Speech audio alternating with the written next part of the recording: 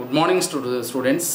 ನಾವು ನಿನ್ನೆ ಚಿಯಾಂಗ್ ಕೈಶೇಕ್ನ ಕುರಿತು ಚರ್ಚೆ ಮಾಡಿದ್ವಿ. ಚಿಯಾಂಗ್ ಕೈಶೇಕ್ 1925ರಿಂದ 1949ರವರೆಗೆ ಚರ್ಚೆ ಮಾಡಿದ್ವಿ ಹಿಂದಿನ ಕ್ಲಾಸ್ನಲ್ಲಿ. ಇವತ್ತು ಕುಮಿಂಟಾಂಗ್ ಪಕ್ಷ ಅಂತ ಇಟ್ಕೊಂಡ್ಬಿಟ್ಟು, ಕುಮಿಂಟಾಂಗ್ ಪಕ್ಷ ಅಂತ ಹೇಳಿದ್ರೆ ಇದು ರಾಷ್ಟ್ರೀಯ ಪಕ್ಷ ಅಂತ ಹೇಳ್ತೀವಿ ನಾವು ಇದಕ್ಕೆ, ಅಥವಾ ನ್ಯಾಷನಲ್ ಪಾರ್ಟಿ ಅಂತ ಹೇಳ್ತಾರೆ ಇದಕ್ಕೆ. ಇದರಲ್ಲಿ ಮೊದಲಿಗೆ ಬರುವಂಥದ್ದು ಪ್ರಸ್ತಾವನೆ.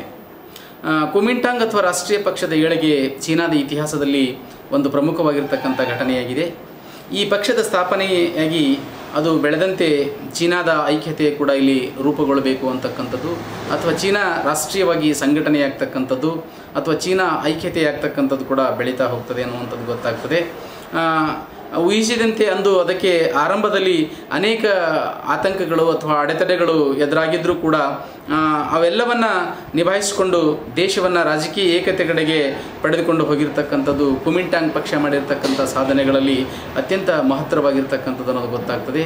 ಸೊ ಹೀಗಾಗಿ ಈ ಕುಮಿಂಟಾಂಗ್ ಅಂತಕ್ಕಂಥ ಪಕ್ಷ ಇದು ಚೀನಾವನ್ನು ಒಂದುಗೂಡಿಸುವಂಥ ನಿಟ್ಟಿನಲ್ಲಿ ಅಥವಾ ಏಕೀಕರಣಗೂಡಿಸುವಂಥ ನಿಟ್ಟಿನಲ್ಲಿ ಅಥವಾ ಸಂಘಟನೆ ಮಾಡಿರ್ತಕ್ಕಂಥ ಪಕ್ಷ ಇದಾಗಿದ್ದಿತ್ತು ಅಂತಕ್ಕಂಥದ್ದು ಗೊತ್ತಾಗ್ತದೆ. ನಾವು ಇಂಟ್ರೊಡಕ್ಷನ್ ಅಥವಾ ಪ್ರಸ್ತಾವನೆ ತಿಳಿದಾಗ ನಮಗೆ ಗೊತ್ತಾಗ್ತಕ್ಕಂಥದ್ದು ಕುಮಿಂಟಾಂಗ್ ಪಕ್ಷದ ಏಳಿಗೆ ಅಂತ ನೆಕ್ಸ್ಟ್ ಪಾಯಿಂಟು.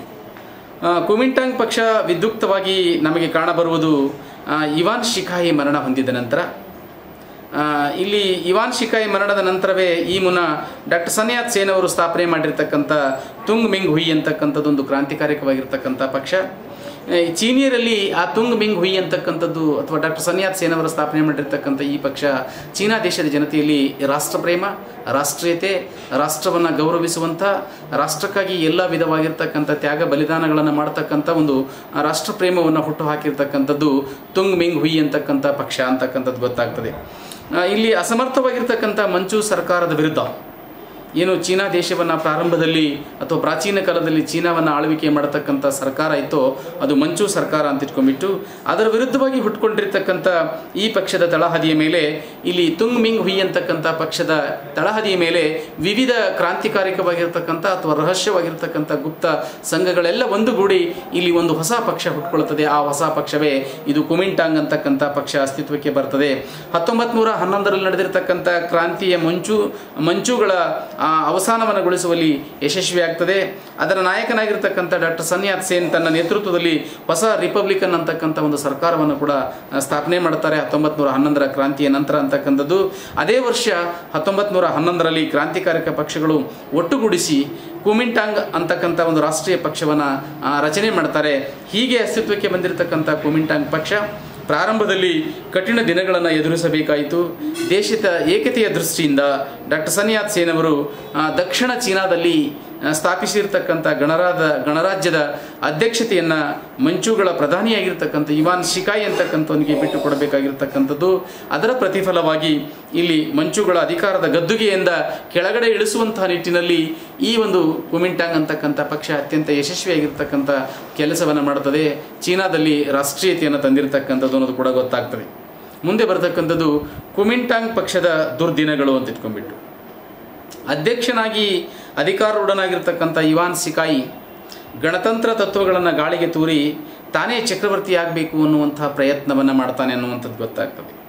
ಹೀಗೆ ಈ ಇವಾನ್ ಶಿಕಾಯಿ ಅಂತಕ್ಕಂಥವನು ತನ್ನ ದಾರಿಗೆ ಅಡ್ಡ ಬಂದಿರತಕ್ಕಂಥದ್ದು ಯಾವುದು ಅಂತ ಹೇಳಿದ್ರೆ ಅದು ಕುಮಿಂಟಾಂಗ್ ಅಂತಕ್ಕಂಥ ಕುಮಿಂಟಾಂಗ್ ಪಕ್ಷದವರು ಅಂತಕ್ಕಂಥದ್ದು ಗೊತ್ತಾಗ್ತದೆ.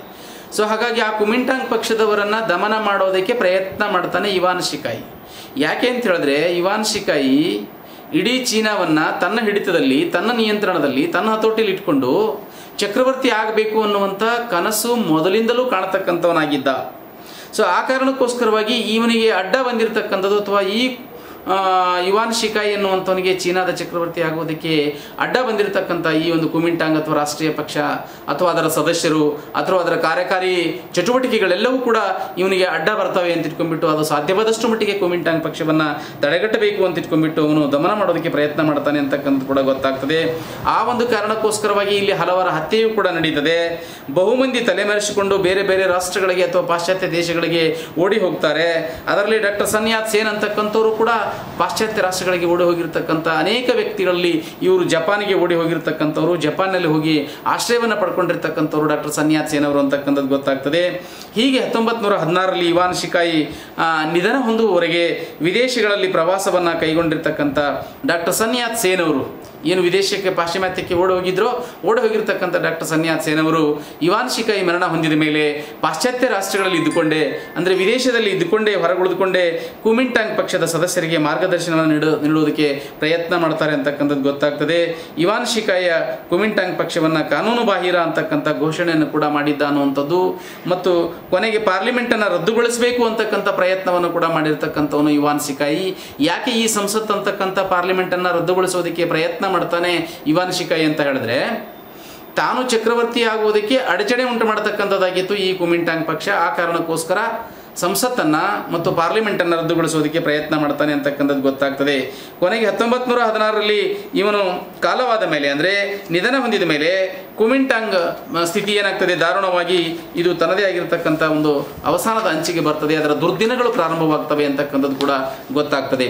ಮುಂದೆ ಬರ್ತಕ್ಕಂಥದ್ದು ಕುಮಿಂಟಾಂಗ್ನ ಬಲವರ್ಧನೆ ಅಂತ ಇಟ್ಕೊಂಡ್ಬಿಟ್ಟು, ಡಾಕ್ಟರ್ ಸನ್ಯಾತ್ ಸೇನ್ ಅವರು ಕ್ಯಾಂಟನ್ನನ್ನು ರಾಜಧಾನಿಯನ್ನಾಗಿ ಮಾಡಿಕೊಂಡ ಮೇಲೆ, ಗಣರಾಜ್ಯವನ್ನು ಸ್ಥಾಪನೆ ಮಾಡಿದ ಮೇಲೆ ಕುಮಿಂಟಾಂಗ್ ಅಂತಕ್ಕಂಥ ಪಕ್ಷ ಚೀನಾದಲ್ಲಿ ಅತ್ಯಂತ ಶಕ್ತಿಯುತವಾಗಿ ತುಂಬ ಬಲಶಾಲಿಯಾಗಿ ಬೆಳೆಯತೊಡಗಿತು ಅಂತಕ್ಕಂಥದ್ದು.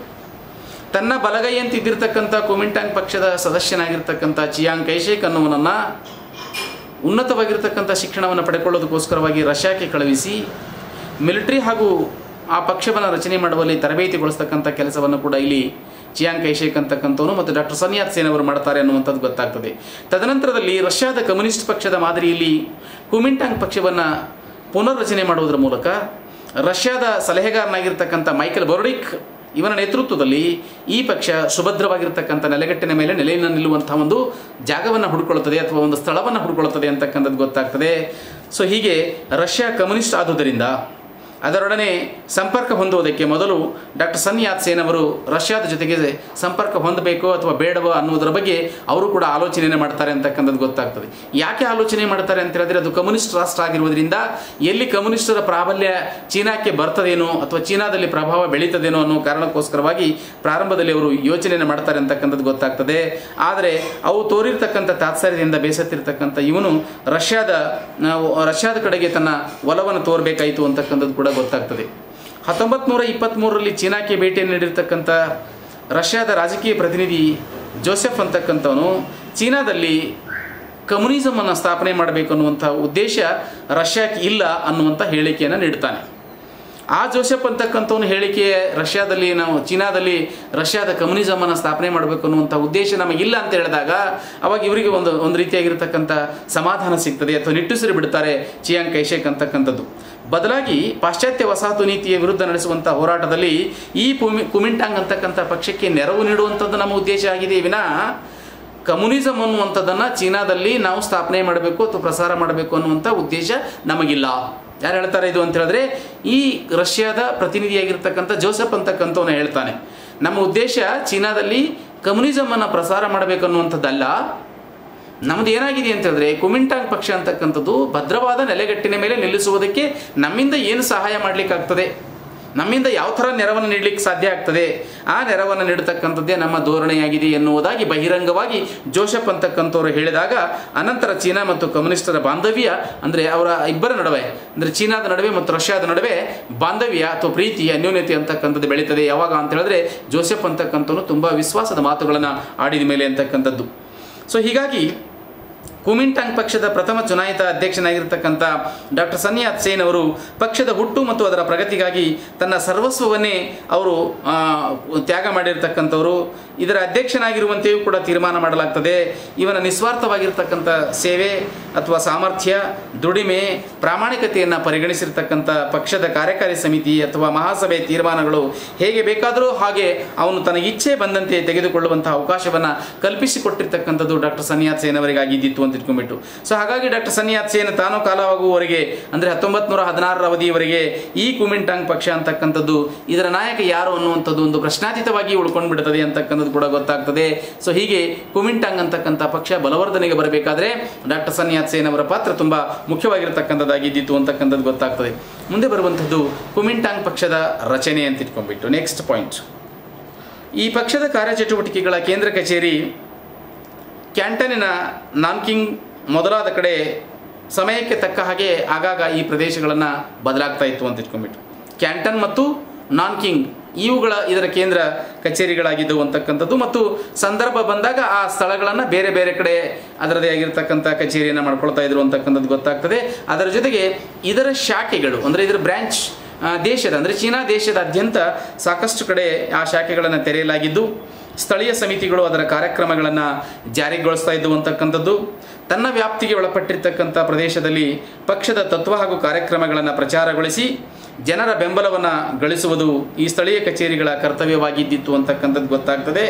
ಸ್ಥಳೀಯ ಸಮಿತಿಯ ಮೇಲ್ಮಟ್ಟದಲ್ಲಿ ತೆಹನೀಲ್ ಅಂತ ಇಟ್ಕೊಂಡ್ಬಿಟ್ಟು ಅದಕ್ಕೆ ಅಲ್ಲಿ ಏನು ಹೇಳ್ತಾರೆ, ತೆಹನೀಲ್ ಅಂತ ಹೇಳಿದ್ರೆ ಜಿಲ್ಲಾ ಮತ್ತು ಪ್ರಾಂತೀಯ ಸಮಿತಿಗಳಿದ್ದವು ಅಂತಕ್ಕಂಥದ್ದು. ಇವೆಲ್ಲವುಗಳನ್ನು ಒಳಗೊಂಡಿರ್ತಕ್ಕಂಥ ಒಂದು ಅಖಿಲ ಚೀನಾ ಕುಮಿಂಟಾಂಗ್ ಅಂತಕ್ಕಂಥ ಪಕ್ಷ, ಇದರ ರಾಷ್ಟ್ರೀಯ ಪಕ್ಷ ಪ್ರತಿ ವರ್ಷಕ್ಕೊಮ್ಮೆ ಜರುಗುವಂತೆ ಇದನ್ನು ನಡೀತಾ ಇತ್ತು ಅಂತಕ್ಕಂಥದ್ದು ಗೊತ್ತಾಗ್ತದೆ. ಹೇಗೆ ಅಂತ ಹೇಳಿದ್ರೆ ನಮ್ಮದು INC ಇತ್ತಲ್ಲ, ಇಂಡಿಯನ್ ನ್ಯಾಷನಲ್ ಕಾಂಗ್ರೆಸ್ ಅಂತಕ್ಕಂಥದ್ದು, ಬಹುಶಃ ನಿಮಗೆಲ್ಲ ಗೊತ್ತಿದೆ. 1885 ಉಟ್ಕೊಂಡಿರ್ತಕ್ಕಂಥ INC ಇದು ಪ್ರತಿ ವರ್ಷ ಒಂದಲ್ಲ ಒಂದು ರಾಷ್ಟ್ರದಲ್ಲಿ ಒಂದೊಂದು ನಗರಗಳಲ್ಲಿ ಪ್ರತಿ ವರ್ಷ ತನ್ನದೇ ಆಗಿರ್ತಕ್ಕಂಥ ಸಮ್ಮೇಳನ ಆಯೋಜನೆ ಮಾಡ್ತಾ ಇತ್ತಲ್ಲ, ಹಾಗೆ ಈ ಕುಮಿಂಟಾಂಗ್ ಅಂತ ಅಖಿಲ ಚೀನಾ ಕುಮಿಂಟಾಂಗ್ ಅಂತಕ್ಕಂಥ ಪಕ್ಷ ಇದು ರಾಷ್ಟ್ರೀಯ ಸಭೆ ನಡೆಸ್ತಕ್ಕಂಥದ್ದು. ಪ್ರತಿ ವರ್ಷಕ್ಕೊಮ್ಮೆ ಒಂದೊಂದು ನಗರಗಳಲ್ಲಿ ಒಂದೊಂದು ಪಟ್ಟಣಗಳಲ್ಲಿ ಈ ಕುಮಿಂಟಾಂಗ್ ಅಂತಕ್ಕಂಥ ರಾಷ್ಟ್ರೀಯ ಸಭೆ ತನ್ನ ಸಭೆಯನ್ನು ನಡೆಸ್ತಾ ಇತ್ತು ಅಂತಕ್ಕಂಥದ್ದು ಗೊತ್ತಾಗ್ತದೆ. ಅಂತಹ ಒಂದು ಮಹಾಸಭೆಯಲ್ಲಿ 1924ರಲ್ಲಿ ಪ್ರಥಮ ಬಾರಿಗೆ ಇದು ತನ್ನದೇ ಆಗಿರತಕ್ಕಂಥ ಸಭೆಯನ್ನು ನಡೆಸ್ತದೆ ಅಂತಕ್ಕಂಥದ್ದು. ಈ ಪಕ್ಷದ ವಿವಿಧ ಕಾರ್ಯಕಲಾಪಗಳನ್ನು ನಿರ್ವಹಿಸಲು ಇಲ್ಲಿ 4 ಶಾಖೆಗಳನ್ನು ರಚನೆ ಮಾಡಿಕೊಳ್ತಾರೆ ಅಂತಕ್ಕಂಥದ್ದು. ಅದರಲ್ಲಿ 4 ಶಾಖೆಗಳು ಯಾವುವು ಅಂತ ಹೇಳಿದ್ರೆ ಕಾರ್ಯಾಲಯ, ವ್ಯವಸ್ಥಾಪನಾ ಮಂಡಳಿ ಮತ್ತು ಪ್ರಕಾಶನ ವಿಭಾಗ ಮತ್ತು ವಿದೇಶಿಯ ಮಂಡಳಿ ಅಂತ ಇಟ್ಕೊಂಡ್ಬಿಟ್ಟು ಈ 4 ಶಾಖೆಗಳನ್ನು ಇಲ್ಲಿ ಮಾಡ್ಕೊಳ್ತಾರೆ ಅಂತಕ್ಕಂಥದ್ದು ಕೂಡ ನಮಗೆ ಗೊತ್ತಾಗ್ತದೆ. ಇದು ಕುಮಿಂಟಾಂಗ್ ಪಕ್ಷವ ರಚನೆ ಮಾಡಿರ್ತಕ್ಕಂಥದ್ದು ಅಂತ.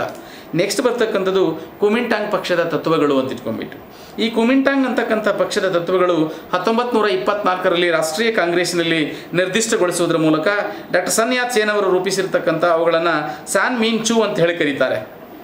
ಏನು 1916ಕ್ಕಿಂತ ಅಂದರೆ ಸನ್ ಯಾತ್ ಸೇನ್ ಅವರು ತೀರಿ ಹೋಗೋದಕ್ಕಿಂತ ಮುಂಚಿತವಾಗಿ ಅವರು ಏನೇನು ಯೋಜನೆಗಳನ್ನು ಹಾಕ್ಕೊಂಡಿದ್ರೋ ಆ ನಿರ್ದಿಷ್ಟವಾಗಿರ್ತಕ್ಕಂಥ ಯೋಜನೆಗಳು ಏನು ಹಾಕ್ಕೊಂಡಿದ್ರು ಡಾಕ್ಟರ್ ಸನ್ ಯಾತ್ ಸೇನ್ ಅವರು ಹಾಕಿಕೊಂಡಿರ್ತಕ್ಕಂಥ ನಿರ್ದಿಷ್ಟವಾಗಿರ್ತಕ್ಕಂಥ ಯೋಜನೆಗಳನ್ನು ಕಾರ್ಯರೂಪಕ್ಕೆ ತರತಕ್ಕಂಥ ನಿಟ್ಟಿನಲ್ಲಿ ಈ ಕುಮಿಂಟಾಂಗ್ ಅಂತಕ್ಕಂಥ ಪಕ್ಷ ತುಂಬ ಶ್ರಮ ವಹಿಸಿ ಆ ಯೋಜನೆಗಳನ್ನು ಜಾರಿಗೆ ತರಲಿಕ್ಕೆ ಪ್ರಯತ್ನ ಮಾಡ್ತದೆ. ಹಾಗಾಗಿ ಆ ಸನ್ ಯಾತ್ ಸೇನ್ ಅವರು ರೂಪಿಸಿರ್ತಕ್ಕಂಥ ಏನು ಸಾನ್ ಮೀನ್ ಚೂ ಅಂತಕ್ಕಂಥ ಅಥವಾ ಜನತೆಯ 3 ತತ್ವಗಳು ಅಂತ ಹೇಳಿ ಕರೀತಾ ಇದ್ದಾರಲ್ಲ, ಆ 3 ತತ್ವಗಳನ್ನು ಇಲ್ಲಿ ಕಾರ್ಯರೂಪಕ್ಕೆ ತರಲಿಕ್ಕೆ ಪ್ರಯತ್ನ ಮಾಡ್ತಾರೆ ಅಂತಕ್ಕಂಥದ್ದು ಗೊತ್ತಾಗ್ತದೆ.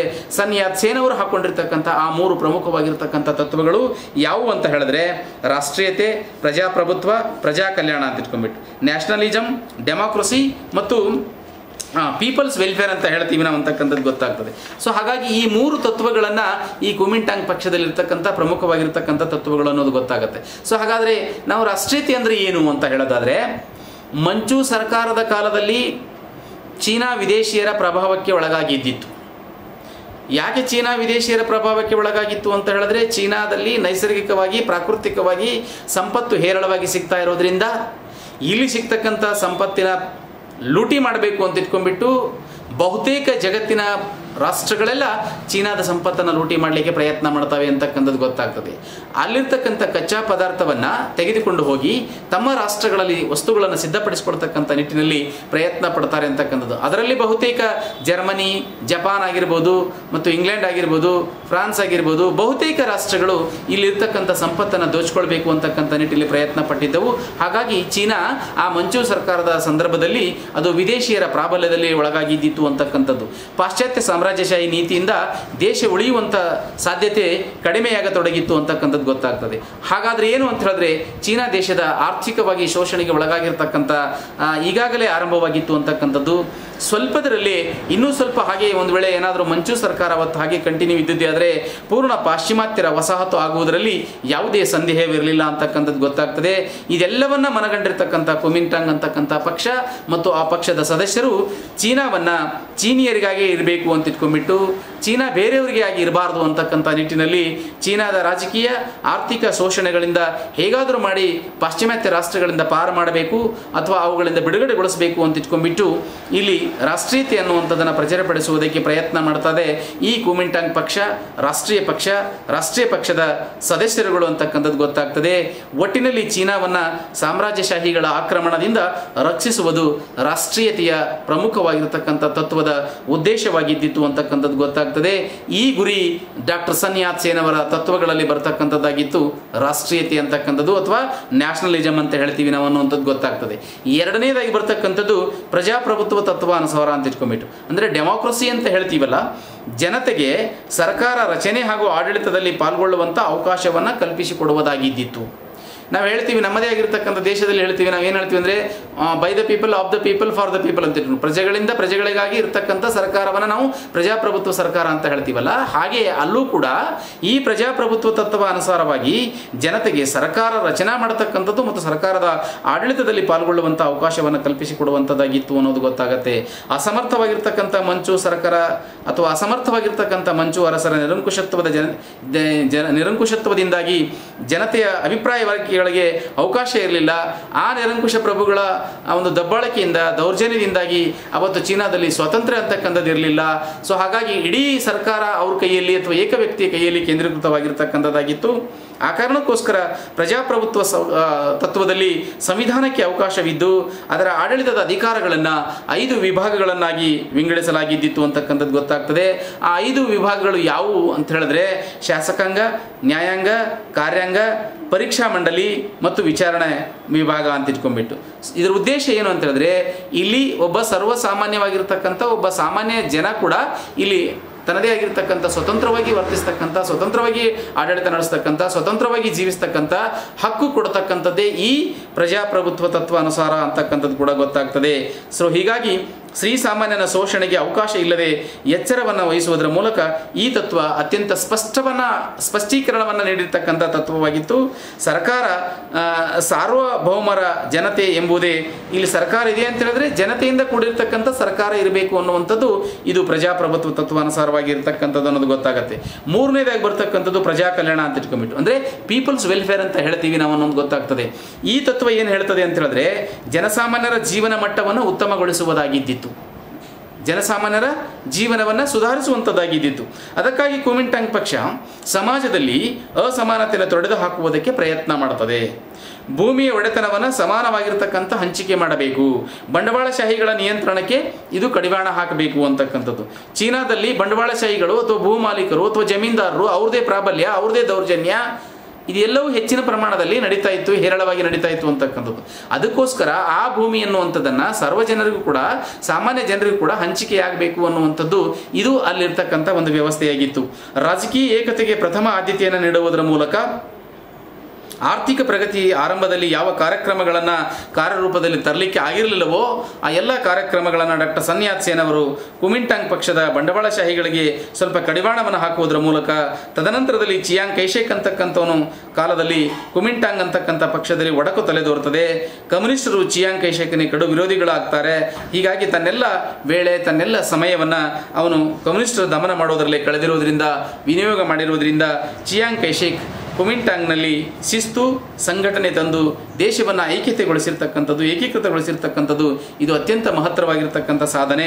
ಕುಮಿಂಟಾಂಗ್ ಸರ್ಕಾರ ಮಾಡಿರ್ತಕ್ಕಂಥ ಅತ್ಯಂತ ಪ್ರಮುಖವಾಗಿರ್ತಕ್ಕಂಥ ಎರಡನೇ ಸಾಧನೆ ಏನು ಅಂತ ಹೇಳಿದ್ರೆ, ಪ್ರಾಂತಗಳಲ್ಲಿ ಏನು ಸೇನಾ ನಾಯಕರಿದ್ದರೋ, ವಾರ್ ಲಾರ್ಡ್ಸ್ಗಳಿದ್ದರೋ, ಪಾಳೆಗಾರರಿದ್ದರೋ, ಈ ಪಾಳೆಗಾರರ ಉಪಟಳವನ್ನು, ಸ್ವೇಚ್ಛಾಚಾರ ವರ್ತನೆಯನ್ನು ಕೊನೆಗೊಳಿಸಿ ಸುಭದ್ರವಾಗಿರ್ತಕ್ಕಂಥ ರಾಷ್ಟ್ರೀಯ ಸರ್ಕಾರ ರಚನೆ ಮಾಡತಕ್ಕಂಥದ್ದು, ಜನತೆ ಕುಮಿಂಟಾಂಗ್ ತತ್ವಗಳಲ್ಲಿ ನಂಬಿಕೆ ಇಡತಕ್ಕಂಥದ್ದು, ಈ ಎಲ್ಲ ಬೆಂಬಲವನ್ನು ವಿಧೇಯತೆಯನ್ನು ಗಳಿಸಿರ್ತಕ್ಕಂಥ ಚಿಯಾಂಗ್ ಕೈಶೇಕನ ಗುರಿ ಮಹತ್ತರವಾಗಿರ್ತಕ್ಕಂಥದ್ದಾಗಿತ್ತು ಅನ್ನೋದು ಗೊತ್ತಾಗ್ತದೆ.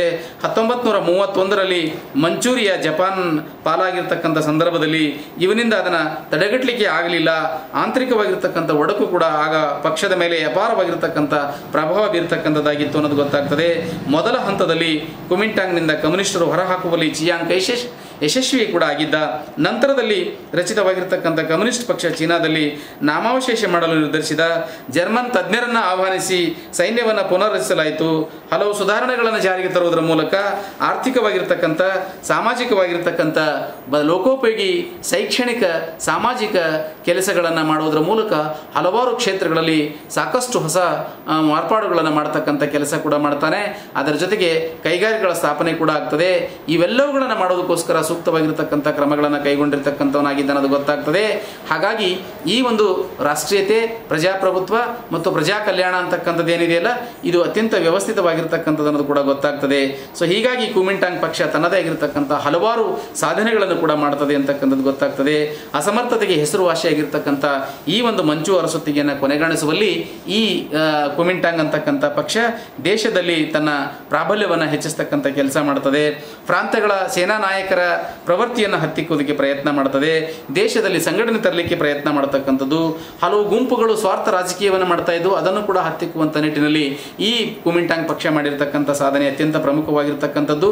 ಮತ್ತು ಗಣರಾಜ್ಯ ಸರ್ಕಾರವನ್ನು ಸ್ಥಾಪನೆ ಮಾಡ್ತಕ್ಕಂಥದ್ದು, ಸರ್ಕಾರದಲ್ಲಿ ಜನತೆಯ ಅಭಿಪ್ರಾಯಕ್ಕೆ ಸೂಕ್ತವಾದಂಥ ಅವಕಾಶವನ್ನು ಕಲ್ಪಿಸಿಕೊಟ್ಟಿರ್ತಕ್ಕಂಥದ್ದು ಕೂಡ ಈ ಒಂದು ಕುಮಿಂಟಾಂಗ್ ಪಕ್ಷ ಮಾಡಿರ್ತಕ್ಕಂಥ ದೊಡ್ಡ ಸಾಧನೆ ಅನ್ನುವಂಥದ್ದು ಗೊತ್ತಾಗ್ತದೆ. ಅದರ ಜೊತೆಗೆ ಸುಭದ್ರವಾಗಿರ್ತಕ್ಕಂಥ ಚೀನಾಕ್ಕೆ ಮಹಾನ್ ಶಕ್ತಿಯುತವಾಗಿರ್ತಕ್ಕಂಥ ಮಿಲಿಟರಿ ರಚನೆಯನ್ನು ಮಾಡ್ತಕ್ಕಂಥದ್ದು ಅಥವಾ ರಾಷ್ಟ್ರೀಯ ಮಿಲಿಟರಿಯನ್ನು ರಚನೆ ಮಾಡ್ತಕ್ಕಂಥದ್ದು, ರಾಜಕೀಯ ನೇತಾರರ ತರಬೇತಿಗಾಗಿ ವಾಂಪೋ ಮಿಲಿಟರಿ ಅಕಾಡೆಮಿಯನ್ನು ಸ್ಥಾಪನೆ ಮಾಡಿರ್ತಕ್ಕಂಥದ್ದು ಕೂಡ ಈ ಕುಮಿಂಟಾಂಗ್ ಪಕ್ಷ ಮಾಡಿರ್ತಕ್ಕಂಥ ಬಹಳ ದೊಡ್ಡ ಒಂದು ಸಾಧನೆಯಾಗಿತ್ತು ಅಂತಕ್ಕಂಥದ್ದು ಗೊತ್ತಾಗ್ತದೆ. ಅದರ ಜೊತೆಗೆ ಕುಮಿಂಟಾಂಗ್ ಮಾಡಿರ್ತಕ್ಕಂಥ ಮತ್ತೊಂದು ಬಹಳ ಮುಖ್ಯವಾಗಿರ್ತಕ್ಕಂಥ ಸಾಧನೆ ಅಂತ ಹೇಳಿದ್ರೆ ಅದು ಆಡಳಿತದ ಯಂತ್ರವನ್ನು 5 ವಿಭಾಗಗಳಾಗಿ ವಿಂಗಡಣೆ ಮಾಡಿರ್ತಕ್ಕಂಥದ್ದು. ಆರ್ಥಿಕ ವಿಷಯಗಳ ಉಸ್ತುವಾರಿಗೆ ಆರ್ಥಿಕ ಶಾಖೆಯನ್ನು ಅಂದರೆ ಎಕನಾಮಿಕ್ ಡಿಪಾರ್ಟ್ಮೆಂಟನ್ನು ಕೂಡ ಸ್ಥಾಪನೆ ಮಾಡಿರ್ತಕ್ಕಂಥದ್ದು ಕೂಡ ಬಹಳ ಪ್ರಮುಖವಾಗಿರ್ತಕ್ಕಂಥದ್ದು. ಅದರ ಜೊತೆಗೆ ಹೊಸ ರೈಲ್ವೆ ನಿರ್ಮಾಣ ಮತ್ತು ಕಾನೂನು ಆಯೋಗವನ್ನು ರಚನೆ ಮಾಡ್ತಕ್ಕಂಥದ್ದು. ಶಿಕ್ಷಣ ಮತ್ತು ಸಾರ್ವಜನಿಕ ಆರೋಗ್ಯದ ಸುಧಾರಣೆ ಬಗ್ಗೆ ಈ ಕುಮಿಂಟಾಂಗ್ ಅಂತಕ್ಕಂಥ ಪಕ್ಷ ಮಾಡಿರ್ತಕ್ಕಂಥ ಸಾಧನೆ ಅತ್ಯಂತ ಪ್ರಮುಖವಾಗಿರ್ತಕ್ಕಂಥದ್ದು ಅನ್ನುವಂಥದ್ದು ಕೂಡ ನಮಗೆ ಗೊತ್ತಾಗ್ತದೆ. ಒಟ್ಟಾರೆ ಹೇಳುವುದಾದರೆ ಜನತೆಯ ನೆಮ್ಮದಿಗೆ 2 ಹೊತ್ತಿನ ಊಟವನ್ನು ಒದಗಿಸಿಕೊಡುವಲ್ಲಿ ಇಷ್ಟೆಲ್ಲ ಮಾಡಿದರೂ ಕೂಡ ಜನತೆಗೆ 2 ಹೊತ್ತಿನ ಊಟವನ್ನು ಒದಗಿಸಿಕೊಡುವಲ್ಲಿ ಚಿಯಾಂಗ್ ಕೈಶೇಕನ ಮಾಡಿರ್ತಕ್ಕಂಥ ಸುಧಾರಣೆ ಅಲ್ಲಿ ವಿಫಲವಾಗ್ತದೆ ಅಂತಕ್ಕಂಥದ್ದು ಕೂಡ ಗೊತ್ತಾಗ್ತದೆ. ಆದರೆ ಸುಧಾರಣೆಗಳೇನೋ ಮಾಡಿದ, ಆದರೆ ಅವು ಜನಮೆಚ್ಚುಗೆಯನ್ನು ಗಳಿಸ್ತಕ್ಕಂಥ ಸುಧಾರಣೆಗಳಾಗಿರಲಿಲ್ಲ ಅಂತಕ್ಕಂಥದ್ದು ಕೂಡ ನಮಗೆ ಗೊತ್ತಾಗ್ತದೆ. ಒಟ್ಟಾರೆ ಕುಮಿಂಟಾಂಗ್ ಪಕ್ಷದ ಕಾಲದಲ್ಲಿ ಚಿಯಾಂಗ್ ಕೈಶೇಕನ ಮಾಡಿರ್ತಕ್ಕಂಥ ಸಾಧನೆಗಳು ಜನತೆಗೆ ತಾತ್ಕಾಲಿಕವಾಗಿರ್ತಕ್ಕಂಥ ತೃಪ್ತಿಯನ್ನು ಕೊಟ್ಟಿರ್ತಕ್ಕಂಥದ್ದಾಗಿತ್ತೇ ವಿನಃ ಶಾಶ್ವತವಾಗಿರ್ತಕ್ಕಂಥ ತೃಪ್ತಿಯನ್ನು ನೀಡಲಿಲ್ಲ ಅಂತಕ್ಕಂಥದ್ದು ಗೊತ್ತಾಗ್ತದೆ. ಇಲ್ಲಿಗೆ ಇವತ್ತು ಇಷ್ಟು ಮುಕ್ತಾಯ ಮಾಡೋಣ.